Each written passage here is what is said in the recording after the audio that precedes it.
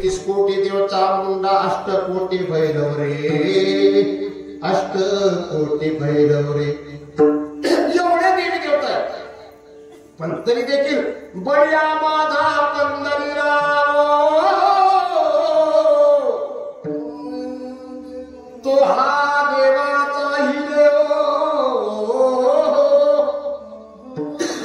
का बर आंधळ्या पांगड्याचा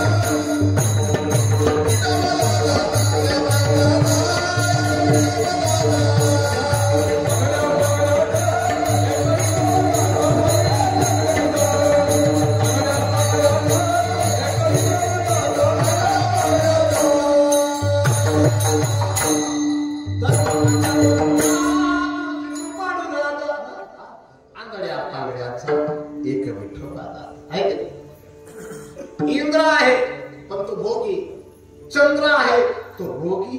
कसा इंद्र भोगी चंद्र रोगी, ते सुद्धा देव आहे. पण हा कोण आहे? एक भोले बाबा, एक भोले बाबाचा मुलगा, एक भगवान विष्णू, तो हा देवाचाही. तसं माणसांमध्ये सुद्धा आहे. गावात माणसं लय गोड आहेत. 3,000 लोकसंख्येचं गाव आहे. कोणतं? घाणेगाव. घाणेगाव 2 आहेत बरं.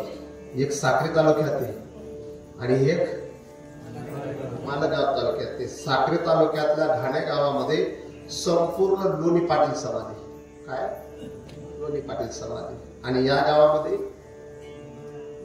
राजपूत समाज, लोणारी समाज आणि आदिवासी बुद्ध समाज असे 4. राधाकृष्ण पटील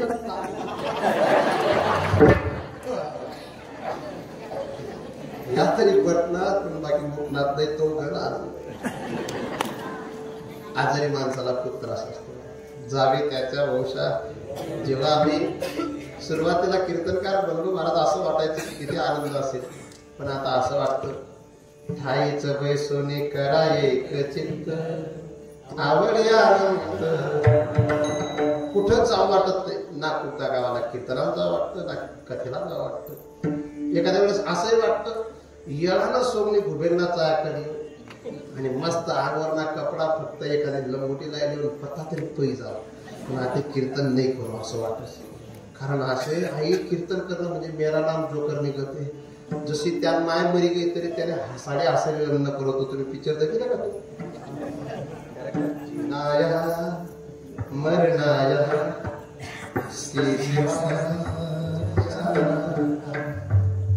तसा या दोन्ही जावं एक बरं. या दोघांचे तब्येती खराब आहे आणि मी सुद्धा मला एवढा जोड घाम येतोय त्या अर्थी. मी कालही टेस्ट केली. काल आमचे राजजीवनचे मावस भाऊ तिथं मुंबईला होते. गणेश नायकांचा वाढदिवस मी साजरा करायला होतो. तिथं कीर्तन होतं माझं. त्यांनी माझी ती शरीराची अवस्था पाहिली. हा शर्ट पूर्ण ओला झालेला, 3ही बाजूने पंखे चालू, काय कूलर समोरून चालू तरी ओला. आणि नवे नवे असं कीर्तनाला जाईपर्यंत मला चक्कर येत होती. आज मी फक्त माझ्या भटूच्या निमित्ताने आलोय. आज समजा या भटूला फुगा नको यायला पाहिजे. त्या भटूने मी इतकं सांगितलं तरी मना फुगाला तो विचार नाही करावा ना.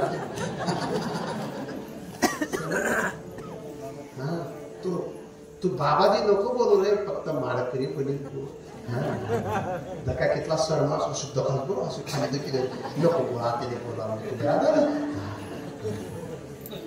आमचे ते अरुण कांदेकरांना विचारायचं. ते अरुण कांदेकर मला ती माणसं आम्हाला कधी वाटत नव्हतं माळकरी होणार. खरे खरे लोक माळकरी झाले दिसतात. इकडे पहा नाही तुझा ठाव. इकडे बेटा तुझं नाव काय? मयूर दादाशी शिल्लक. तू माडकरी ना? वा वा.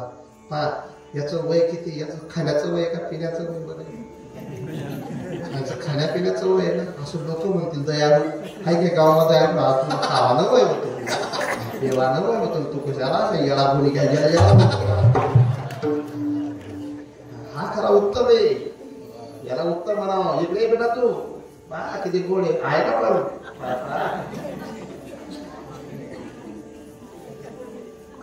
कोणती का राहिले शेषराव महाराजा पुऱ्याने का माडकरी ना तू? हा धनधन सगळीवाला दिसतो.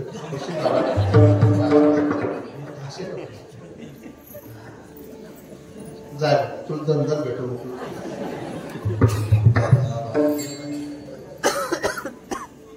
वाटले चालू हे लोकांना काय सांगत असेल. गावातले स्मशानभूमी आणि गाव दरवाजा प्रत्येकाला आपलं म्हणतो की नाही.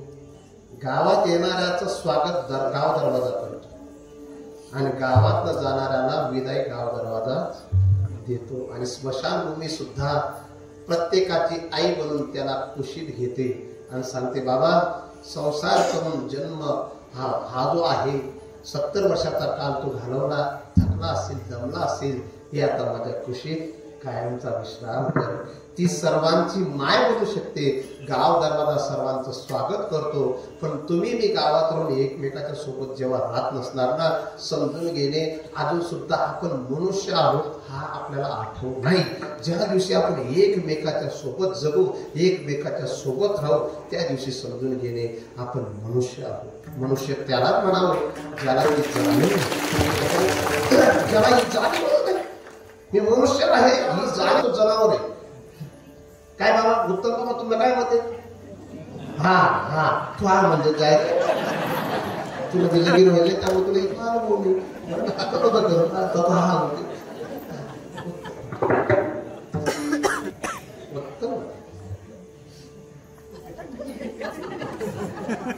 पाना. हसण्याचा विषय नाही मला. बांगलादेशच्या पंतप्रधानाला सुद्धा काही नालायक लोक बांगलादेश मधून हाकलू शकतात. मग तुमच्या देशामध्ये तुमच्या देशातील लोकांना हाकलणार जर तुम्ही अशाच जातीवादात वाटले गेले तर कसे? हा नुसता इतिहास सांगून चालणार नाही. माझ्या छत्रपती शिवाजी महाराजांनी हातात तलवार घेतली आणि मुघलांचा विरोध केला हे सांगून चालणार नाही. महाराणा प्रतापांनी गवताच्या भाकरी खाल्ल्या आणि मुसलमानांचा मुघलांचा विरोध केला हे सांगून चालणार नाही. तुम्हाला थोडस सनातनी व्हावं लागेल, तुम्हाला थोडस हिंदू धर्माविषयीचं कट्टर व्हावं लागेल, तुम्हाला थोडस का होईना धर्मावर प्रेम करावं लागेल. तेव्हा कुठेतरी तुम्ही एकत्रित राहू शकता. नाहीतर पैसे घेऊन मतदान कुठेही करा, आपलं काय म्हणणं आहे बुवा. परंतु भगवान ध्वज जर तुमचा मतदानामुळे जर खाली जात असेल ना, तर तुम्ही सर्वात मोठं पाप करणार आहे बरं का. जनार्दन पवार राष्ट्रवादीचा विरोधक आहे, काँग्रेसचा विरोधक आहे, बीजेपीचा विरोधक आहे असं नाही बरं का. जो पक्ष राष्ट्राचा विचार करेल त्याच पक्षाचा राष्ट्राने विचार करावा. थोडस वाईट वाटेल बरं काही लोकांना, वाईट वाटायला पाहिजे. पण मला तुम्ही पाहा आतापासून इथेपर्यंत एवढ्याशा मुलाने सुद्धा मला मतदान केलं नाही. मला तो विषय मांडायचा नाही, मला विरोध अजिबात करायचा नाही. पण तुम्ही मी काय नुसते झोपलेलो? आम्ही जातीवादामध्ये का अडकलो? ठीक आहे, तुम्ही राजपूत समाजात जन्माला आलात, भाग्यवान आहेत तुम्ही लोणारी समाजात जन्माला आलात, भाग्यवान आहेत तुम्ही आदिवासी समाजात जन्माला आलात, भाग्यवान आहेत तुम्ही. प्रत्येक भारत देशात जन्माला आलेला माणूस हा भाग्यवान सांगितलाय. असं नाही सांगितलं की तो या जातीत जन्माला आला म्हणतो भाग्यवान. अहो आम्ही शाम किमकारी शोभनम प्रसन्न ही शाम शुद्ध स्वयंवरी एक जन्म लब्धम शुभारतादिरी मुकुंद सर्वोपैकम स्पृहाईना. जो भारत देशामध्ये जन्माला आला तो भाग्यवान आहे. भरतखंडी नरदेह प्राप्ती सांगितलंय. भरतखंडी ब्राह्मणाच्या घरी नरदेह प्राप्ती नाही सांगितलंय. भरतखंडी क्षत्रियाच्या घरी नरदेह प्राप्ती नाही सांगितलं. भरतखंडी नरदेह प्राप्ती हे तो परम भाग्याची संपत्ती. आम्ही भारतात जन्माला आलो हे आमचं भाग्य. पण भारत देशाला जर असा हिंसावादी देश बनवून टाकला भारत देशाला. जर विदर्भी लोकांनी जर ग्रासून टाकलं महाराज, तर हीच भारत भूमी. कंधार ही सामान्य भूमी नव्हती, कंधार ही गांधारीची भूमिका होती, गांधारीची भूमी होती. हा, जो काश्मीर प्रदेश आहे तो सामान्य व्यक्तीचा जन्म प्रदेश नव्हता, तो कैकेयी मातेचा जन्म प्रदेश होता. परंतु कधी कधी काही हिंसक प्रवृत्तीचे लोक जेव्हा जास्त लावून जातात तेव्हा त्याच भूमीला अपवित्रपणा येत असतो. म्हणून हा अपवित्रपणा येण्याचं मागचं कारण फक्त आणि फक्त काय असेल तर जातीवाद असतो. काय असतो? म्हणून माळकरी लोकांनी तर एकच जात मानली पाहिजे. मी काय सांगतो, गड्यात माळा जर ब्राह्मणाच्या मुलाचा असेल तरी तो माझ्या जातीचा आहे, गड्यात माळा जर आदिवासी मुलाचा असेल तर तो माझ्या जातीचा आहे, पण माळा नसून तो माझा नातेवाईक का असेल ना तरी तो माझ्या जातीचा नाही. असं तुम्ही पण स्वीकार करायचे. तुका म्हणे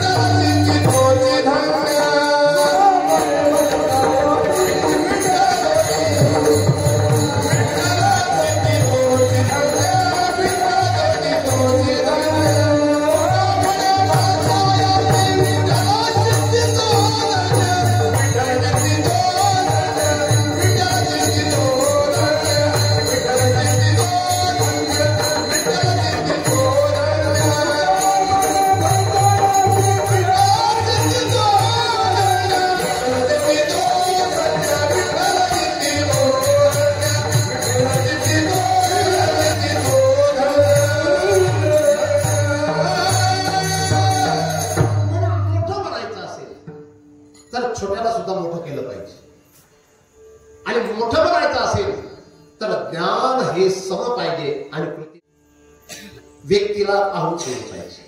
ज्येष्ठ असेल तर सन्मान करा, समवयस्क असेल तर हस्तांदोलन करा, लहान असेल तर आशीर्वाद द्या, परंतु भेद करू.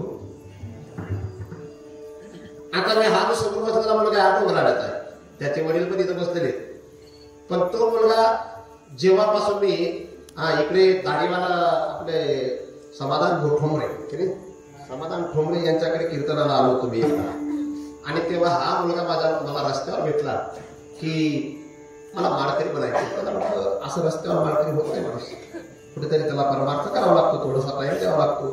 तो मुलगा म्हणला तुम्ही जेव्हा मला सांगाल तेव्हा. मी त्याला 1 वर्षभर सांगितलं आणि त्यानंतर पुन्हा माझ्या समोर आला, आणि त्या दिवसापासून तो मुलगा एवढा आनंदी. त्याला मी कोरोना काळामध्ये सांगितलं होतं की आपल्याला कमीत कमी 50 मुलं 100 मुलांना गीता वाचता येईल असा आपल्याला उपक्रम राबवायचा आहे.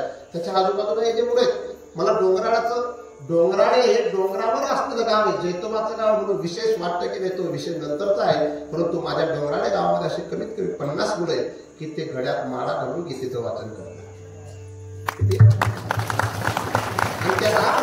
हा मुलगा तर पाटील समाजात जन्माला आलेला आहे, पण त्याच्या बापापेक्षा माझं जास्त ऐकतो. आणि त्याच्या बापाला जो सन्मान त्याने दिलेला आहे हृदयात, तो सन्मान मला सुद्धा त्याने दिलेला आहे.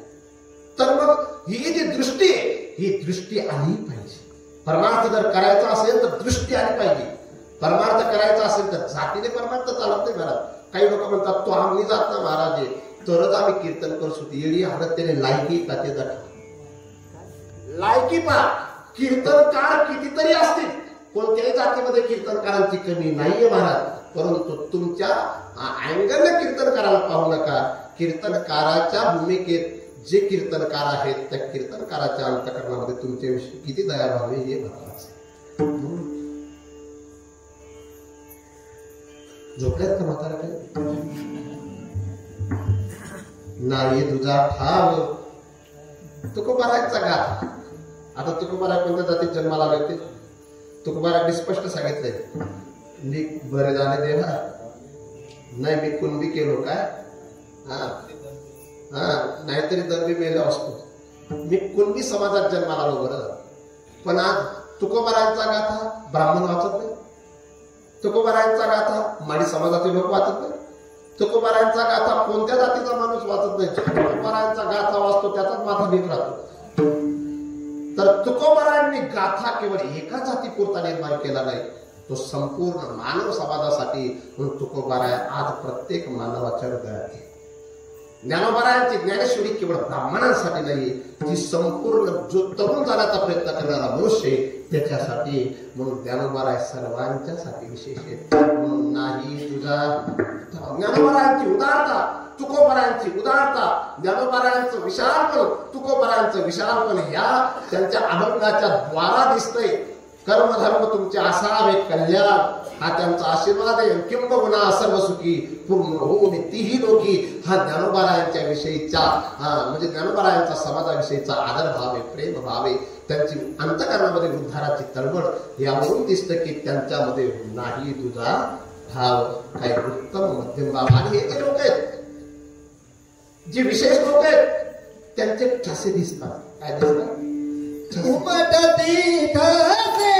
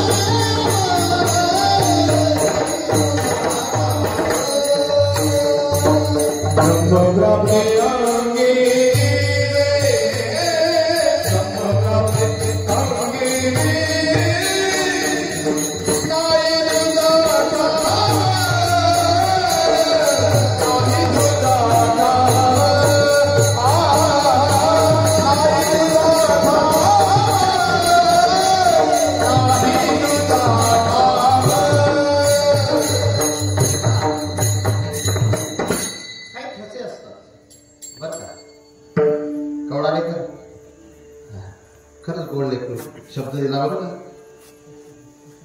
मी येणार मग किरोच तिरोच जिरो धामना गावाला की जाईल तिरोच. ते दोन्ही इज्जत सांभाळले होणार. तर महाराज आपला विचार तिरो घ्यावा होता देतात ठसे. आता काही बायकांच्या म्हणजे पुण्यातला शब्दवर काही महिलांच्या चेहऱ्यावर ठसे दिसत आहेत. कोणते? झोपना.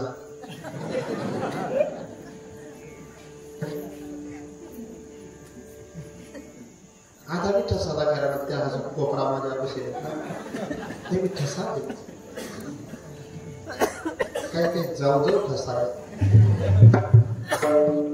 आता याच ठसा काय या ते नुसता बसेल असेल अर्धा तास वाढी काय तसेच जपिले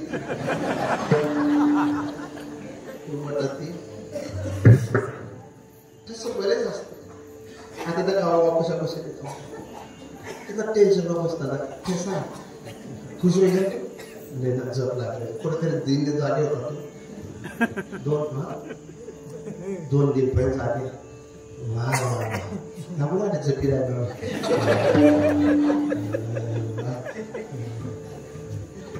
तुला नव्हे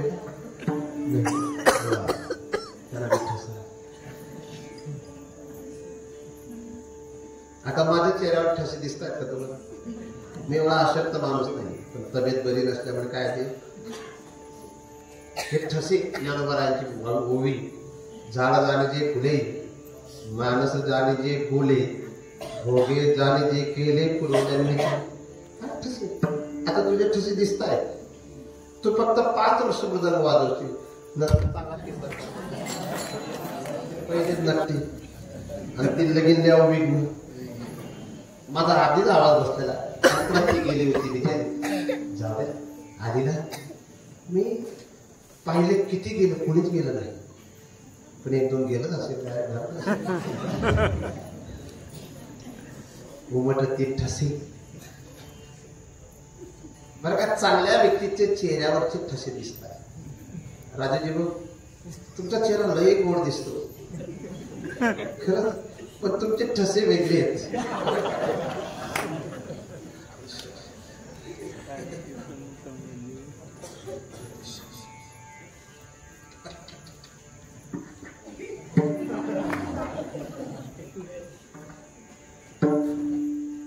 काहींचे पाय पाडण्यात दिसतात. तो बेकार निघे का चांगला निघे. आता हा जो मुलगा आहे इकडे रे, तू आधीपासून माळकरी का हात टाकली? आता धक रे, तर नको सांग. पप्पांना विचार, पप्पा खोटं बोलतील माझ्याशी. तू माळकरी आजचा आहे का कायचा आहे? वा वा धन्यवाद. आता हा माळकरीच राहणार, पण त्याचा लहान भाऊ प्रयत्न करून सुद्धा होणार नाही. तो विषय नाही रे, तो विषय. हा तू आता आता हात धरतो. ठसे काहींचे ठसे दिसतात ना. म्हणून तर आपल्या हिंदू समाजामध्ये एक परंपरा आहे, जेव्हा लग्न करून मुलगी सासरी येते, पहिला दिवस असतो, तेव्हा तिच्या समोर काय टाकले जातात? तांदूळ टाकले जातात ना, आणि त्या तांदळावर तिला चालायला लावतात ना. का बर?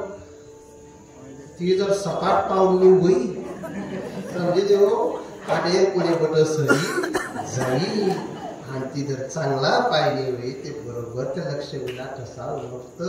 तसा काही काही माणसे बी भोरा बोटा राहतो, त्याच दोघं कामीच होत नाही सगळं.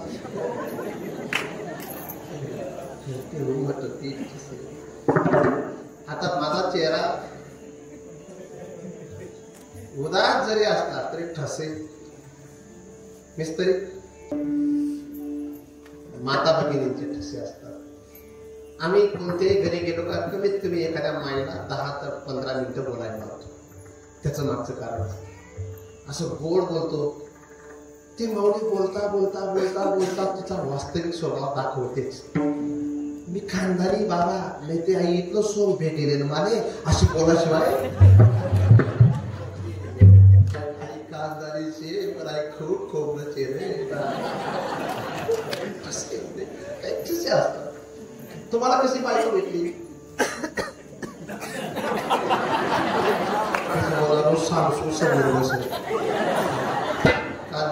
टाय गेली होती आणि आपण सांगे मला सोन ते सोन आपण महाराज काही सांगत पटत. पण कशी भेटली तुम्हाला? चालेल, भांडण नाही करत ना.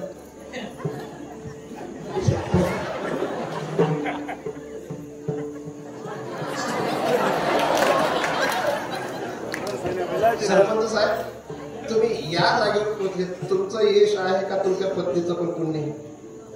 दोघांचं. तुम्हाला पत्नीच्या रूपात लक्ष्मी भेटली का कडक लक्ष्मी भेटली? कडक लक्ष्मी.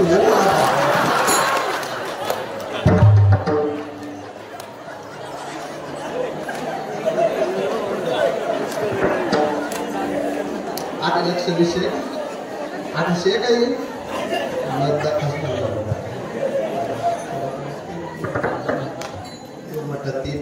खोटं नाही बोलणार, पण कडक लक्ष्मी माळकरी महाराज जर मऊ लक्ष्मी राहते ना, आई व्यक्ती सांगते पिले पिले. नाही तर मला ज्या माळकरी राहत नाही राहत ना त्यांनी कडकच लक्ष्मी भेटायला पाहिजे. काय वाटत